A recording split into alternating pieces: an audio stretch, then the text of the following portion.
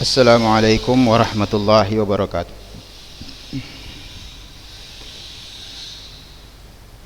Innal hamdalillah nahmaduhu wa nasta'inuhu wa nastaghfiruh wa na'udzu billahi min shururi anfusina wa sayyiati a'malina. Man yahdihillahu fala mudilla lahu wa man yudlil fala hadiyalah. Asyhadu an la ilaha illallah wahdahu la syarikalah wa asyhadu anna Muhammadan abduhu wa rasuluh. Ma ba'd.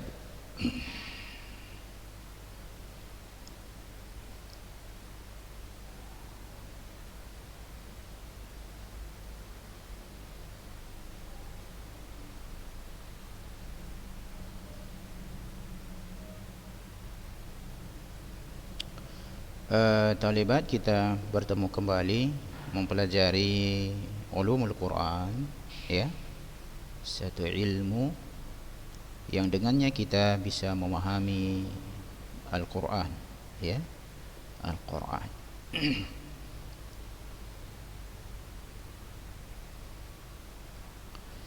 Nah, kita langsung, ya, kita ambil. Baik. Sekarang kita masuk kepada an-nuqat wa syakl fihi. Nuqat itu begini, tanda titik. Nuqat itu tanda titik. Wa syaklu fihi. Syaklu itu baris, ya, baris. Dahulu Al-Quran itu tidak ada barisnya, tidak ada titiknya. Itu penulisan awal. Namun orang-orang Arab mengetahui kapan dibaca ba, kapan dibaca ta, kapan dibaca sa, ya, melalui tabiat mereka sendiri, melalui tabiat mereka itu sendiri.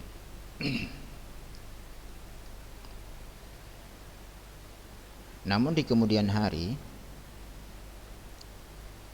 titik atau baris itu diperlukan tatkala Islam telah tersebar dan tidak semua orang bisa berbahasa Arab. Bagi orang yang bisa berbahasa Arab sendiri pun bisa keliru di dalam membacanya, apalagi yang tidak ngerti bahasa Arab, ya. Contohnya begini. Sekarang di Indonesia atau di lingkungan kita ada belajar Iqra, atau dulu Qaidah Baghdadiyah, belajar alif-alif, ya. Kemudian dia sampai baca Al-Quran. Dia bisa membaca Al-Quran, tapi dia nggak ngerti artinya, kan gitu. Kalau seseorang tidak mengerti artinya, tentu dia pasti bisa salah membarisi, ya. Dan jika seandainya tidak ada titik-titiknya, otomatis dia tidak bisa membacanya. Karena kenapa? Dia tidak mengerti bahasa itu, ya. Maka itu diperlukan untuk supaya Al-Quran ini jangan dirubah-rubah oleh orang yang ingin membaca Al-Quran. Pahamin, ya, Ustaz ulangi. Kalau orang yang bisa berbahasa Arab itu, kalau tidak dibarisi, tentu bisa dia membaca. Contoh Ustaz,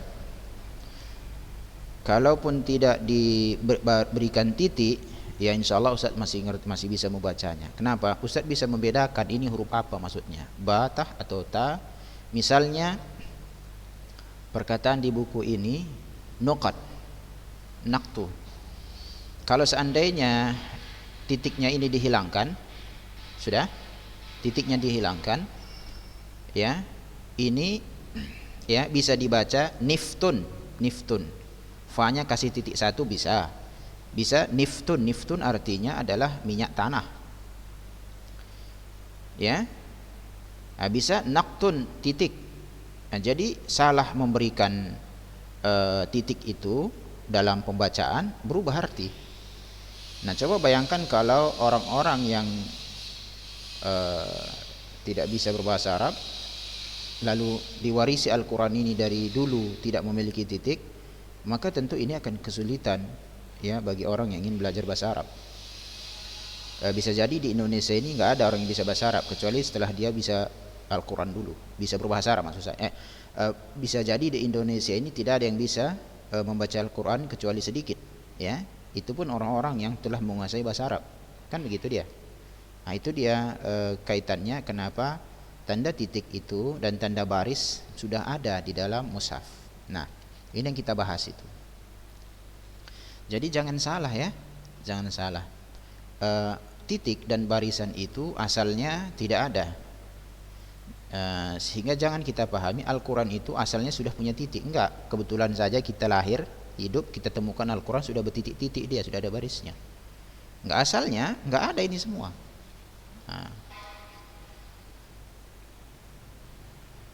Sama dengan misalnya anak zaman sekarang, kalau dibaca, suruh meminta baca Ejaan Suwandi, Soe Harto, Soe Karno, TJ Cokro, kan gitu kan? Itu pasti bingung, ini apa ini kok gini kan gitu ya.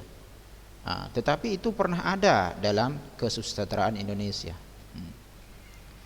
Baik, kita lihat nuqtah itu adalah wad'un nuqtati au nuqtataini au nuqat fawqal harf, yaitu meletakkan satu titik atau dua atau tiga di atas huruf. Satu titik contoh yakni nun, dua titik ta, tiga titik sa. Atau di bawah ba, dua titik ya, tiga titik enggak ada di bawah. Wa nuqtah au nuqtataini tahtal harf.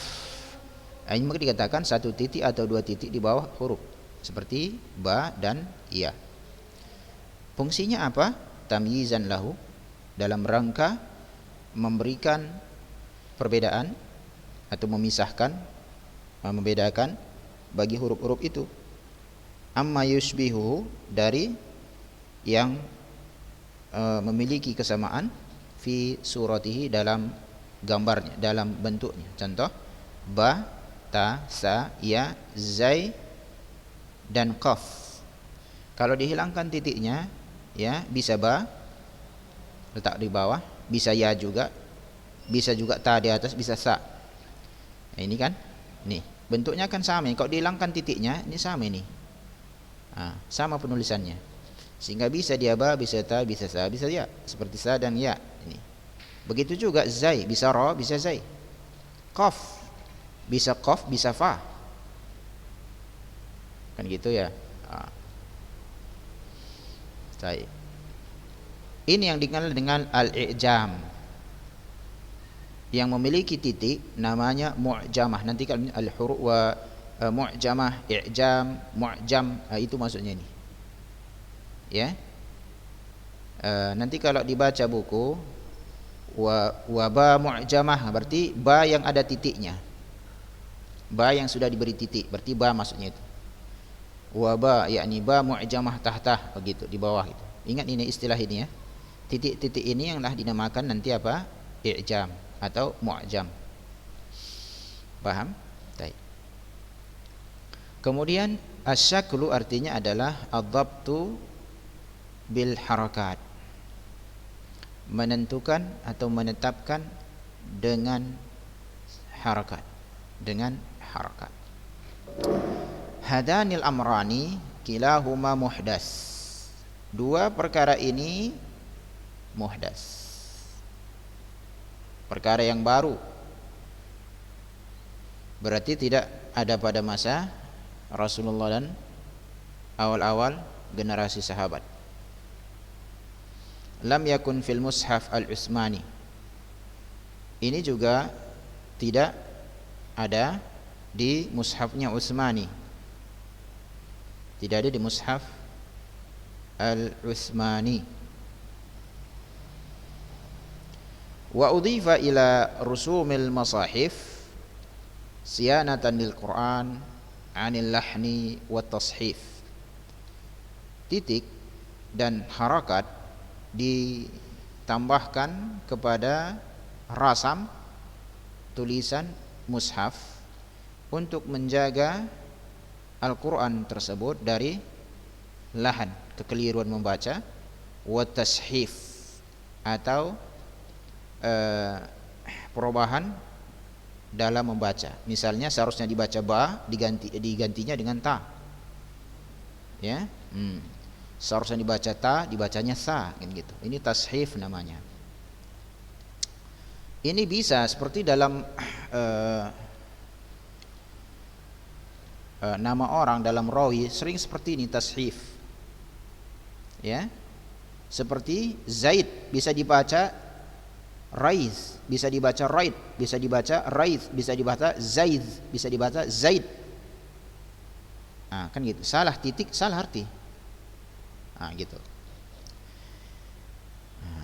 Wadhalika ala wafqi ma naqalahu mutqinu al-qurra minal ada. Wadhalik,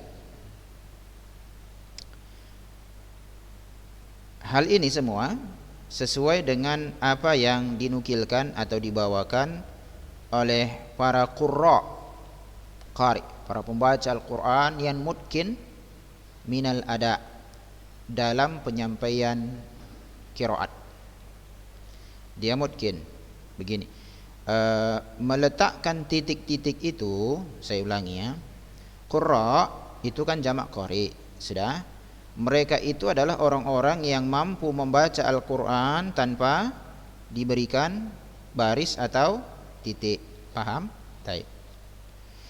Bagaimana caranya untuk menetapkan titik dan baris ini, Ustaz? Dikembalikanlah kepada mereka ini. Qurra yang begitu mutkin, yang kokoh keilmuannya, begitu dia membaca Al-Quran, maka diberikanlah titik-titik, diikuti dia. Misalnya dia mengatakan Bismillahirrahmanirrahim, Alhamdulillahi Rabbil Alamin. Alhamdulillahi, alham berarti tetap ha, lillahi Rabbi, ba baru diberikan titik, ba berarti Rabbi itu sini ba diberikan titik. Alamin, ain tapi enggak ada titik, udah. Min ya, kasih titik dua. Begitu dia diikuti dia, gimana dia bacanya? Ihdinas siratal mustaqim. Ihdinas sirat, sira berarti enggak ada titik, ra enggak ada titik, ta kemudian enggak ada titik. Begitu semua diikuti. Yang ada dia perbedaannya yang diberikan titik. Jadi yang menentukan itu nanti adalah siapa? Qurra. Qurra ini dia dapat dari mana? Melalui talaqi, pengambilan dari siapa?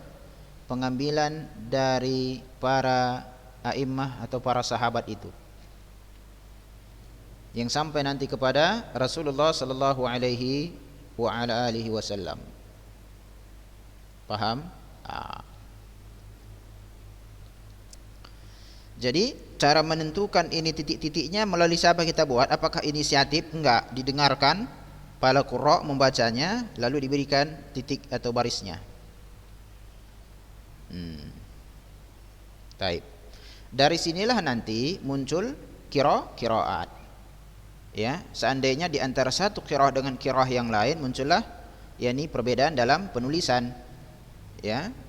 Artinya pembedaan dalam misalnya misalnya ada di dalam Al-Qur'an itu mukhlasin. Illa ibadakal mukhlasin, mukhlasin. Udah, lamnya baris atas. Berarti di baris mereka nanti beratas. Tapi tatkala dengar lagi qurra yang lain, ya, dia membacanya mukhlisin, baris bawah. Nah, perbedaan seperti ini namanya qiraat. Tapi semuanya itu sampai kepada Rasulullah SAW. Sampai kepada Rasulullah SAW. Contoh qiraat yang lain misalnya, kalau di kita Hafs an Asim, qiraatul Hafs an Asim yang di Indonesia, Asia Tenggara begitu juga sebagian jazirah Arab, ihdinas siratal mustaqim, ihdinas siratal mustaqim. Nah, di sebagian qiraat dia ihdinas siratal mustaqim, kemudian siratal ladzina an'amta 'alaihim, siratal ladzina an'amta 'alaihim. Nah, sebagian qiraah mengatakan siratal ladzina an'amta 'alaihim, dibaca siratal ladzina an'amta 'alaihim, ada alaihum, ya, humu, ya, sebagiannya siratal ladzina an'amta 'alaihim. Udah, itu an Hasim an Asim, Hafs an Asim, kan begitu.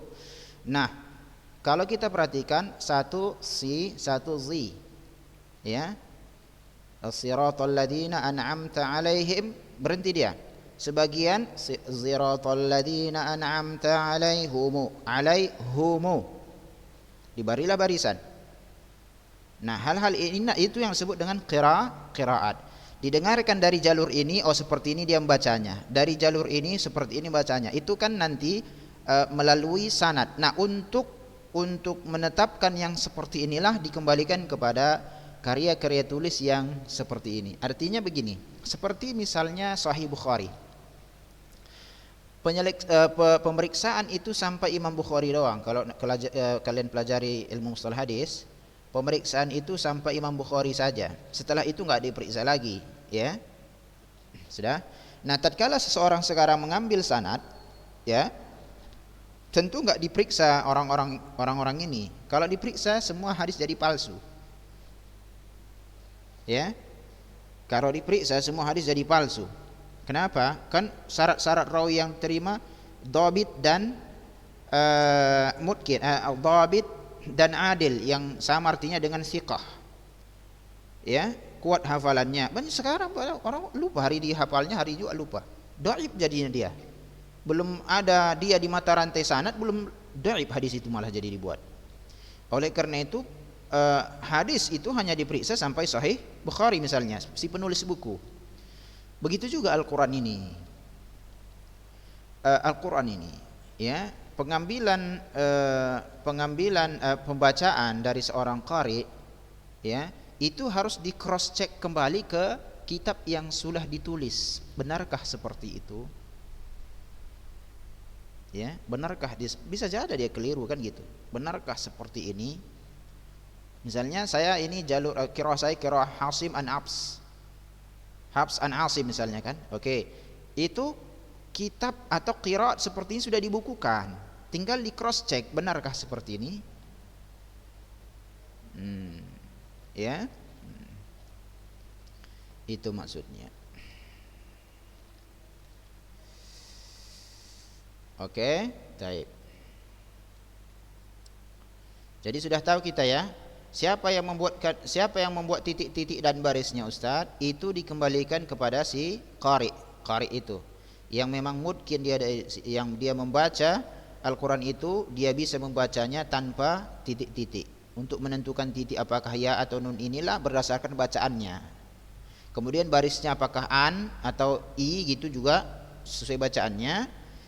Karena nanti tidak boleh kita pakaikan ilmu nahu untuk membarisi Al-Quran, ya, tetapi Al-Quran itulah yang menjadi standar ilmu nahu.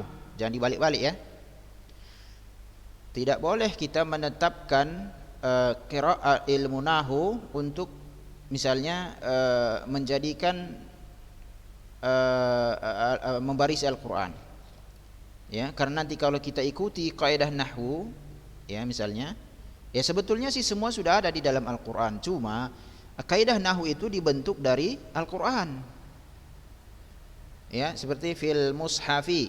Kenapa tatkala di dalam Al-Quran fil mushafi setelah fi baris bawah, maka dibuatlah disusunlah ilmu nahwu. Oh, huruf jar ini fi, dia yang membaris bawahi, begitu.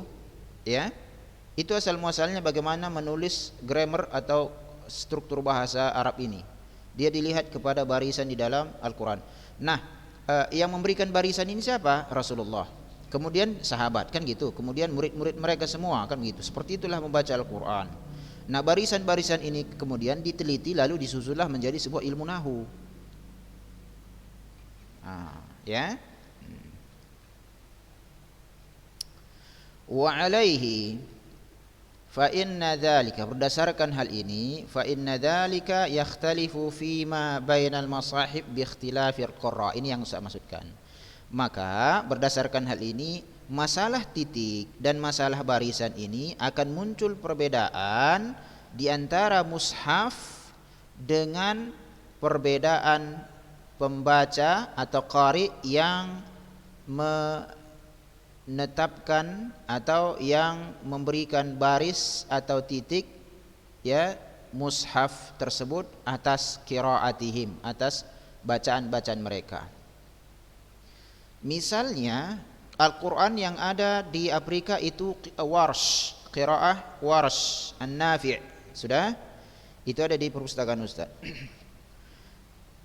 Kalau dia fa ya itu tidak dibarisi.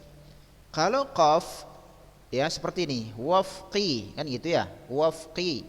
Nah, fa di mushaf yang di tangan Ustaz yang dari Maroko, mushaf Afrika ya yang dari Warsh An-Nafi' sudah itu kalau fa tidak ada titiknya.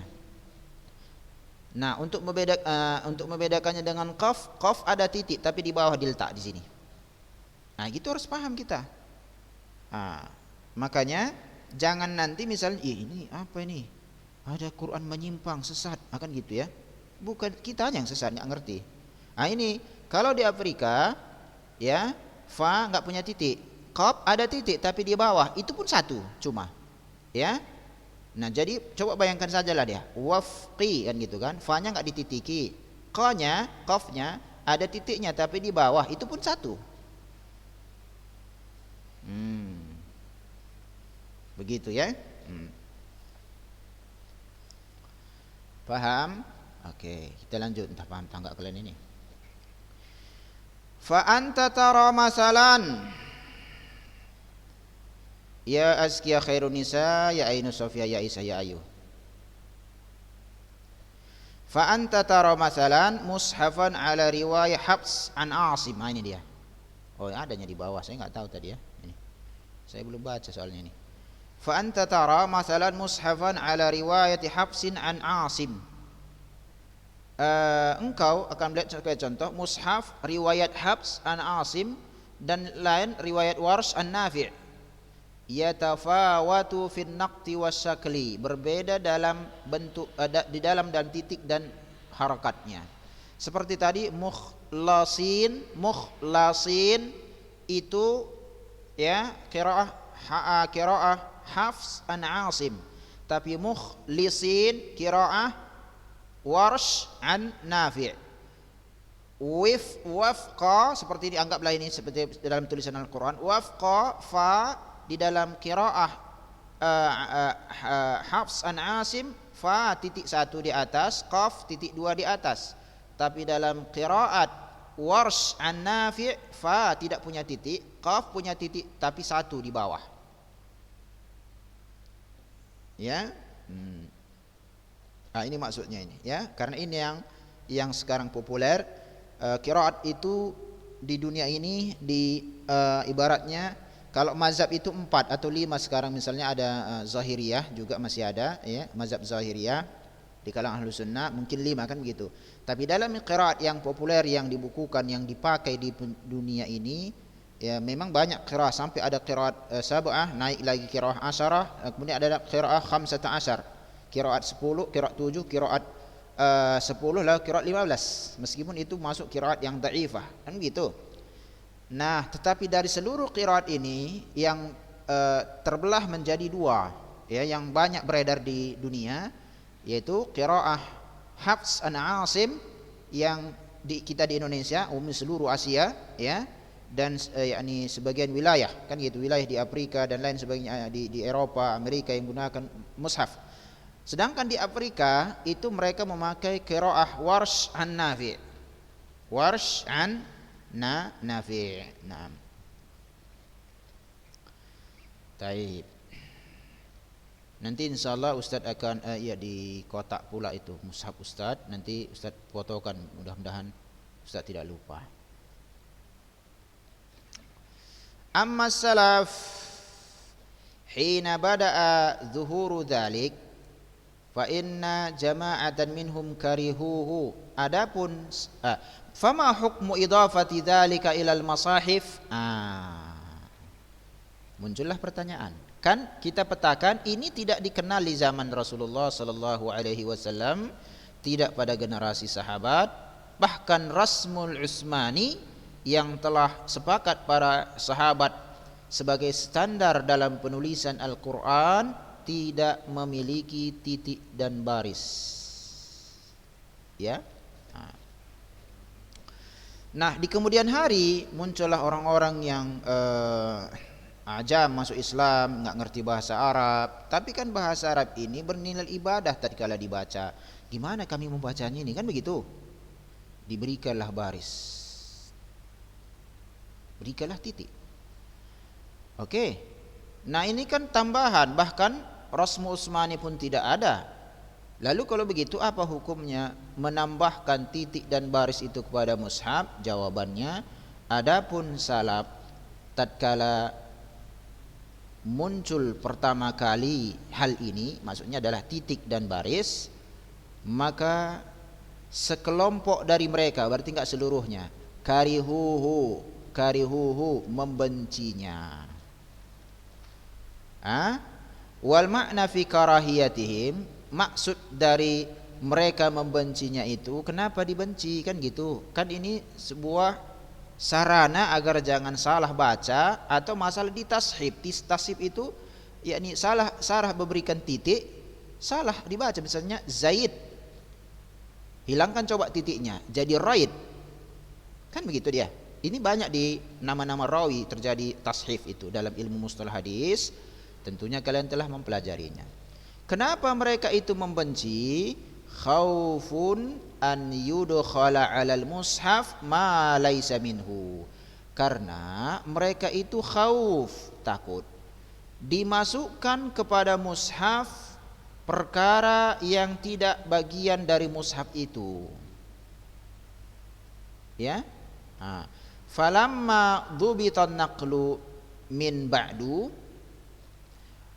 maka tatkala ya penukilan itu didhabitkan, ditelitikan, ya, ditelitikan lagi, ya, dibuat secara teliti di kemudian hari, wasara timadun nas 'alal masahifi bitilawati naqalatil mutkinin, dan penyandaran manusia, ya, atas mushaf itu melalui pembacaan, penyampaian qari-qari yang mutkin. Fa innal ijma'a waqa'a ala jawazi zalik, maka setelah itu muncullah ijma', ya, bolehnya memberikan titik dan baris. Maksudnya begini, kalau seandainya itu tidak dikuatkan oleh para qurra cara membacanya, maka nuktah dan baris itu masih dibenci. Tapi setelah dibacakan oleh para qurra, dibacakan oleh orang-orang yang mengambil cara membaca Al-Quran itu dari generasi ke generasi sampai Rasulullah, pas dengan pemberian baris dan titik, ya,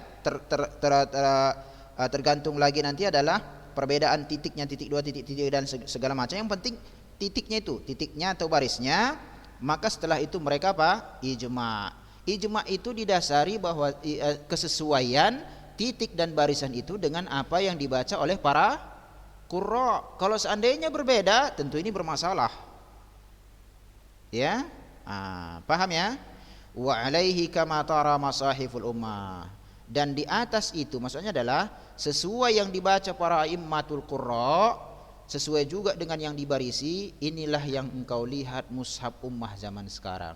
Jadi kalau seandainya Masjidil Haram salat tarawih nanti dia membaca Al-Quran, kita buka mushaf persis sama, enggak berbeda bacaannya, udah memang saling menguatkan, ini maksudnya. Paham ya? Oke. Sehingga kalau ada barisan Al-Quran berbeda dengan yang sekarang ini nanti, itulah yang ditarik ulang, berarti salah cetak dan lain sebagainya. Demikian ya talibat, sudah selesai waktu, mudah-mudahan bermanfaat. Wa sallallahu wasallama ala nabiyina Muhammad wallahu a'lam. Assalamualaikum warahmatullahi wabarakatuh.